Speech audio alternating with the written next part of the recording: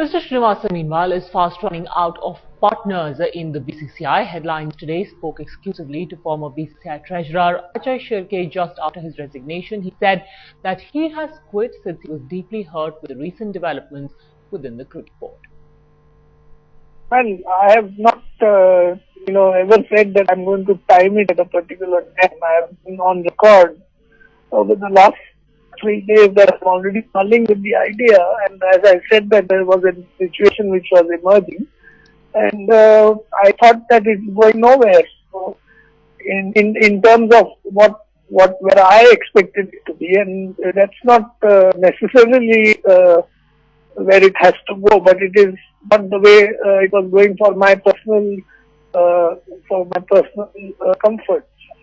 No, see, I have always maintained that it is his decision and it is his call as far as whether he decides to stay or go. But for me, it is my personal decision and I've got nothing against anyone.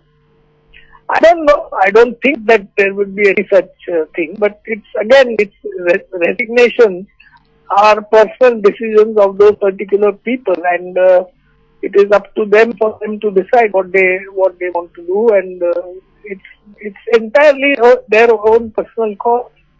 Nobody in the BCCI, and certainly not me, was aware of any kind of issues that have been allegedly reported either officially or unofficially to me or to anybody about match fixing or betting or whatever.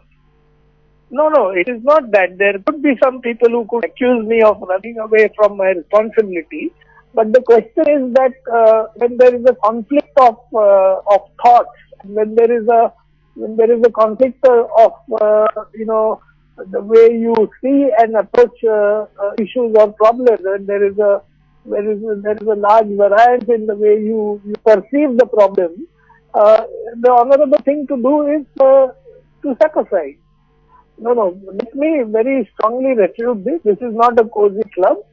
And the outside sporting bodies, if you look at all the sporting bodies across the country in different sports, I think BCCI is ahead of them by a long mile. I mean, this can be independently vetted, and I had mentioned that let us get to one of the big five. Let us say somebody like one of the big five auditors, okay, and give points for every sporting body in the country, and check and see what they are doing and what how are their accounts, what is their transparency, how good are their governance systems, how good are their their audits. Okay. And you will find without a doubt that the BCCI would be miles ahead of anybody else. And that doesn't mean that we don't have problems and that we don't want to improve and we don't want to cleanse.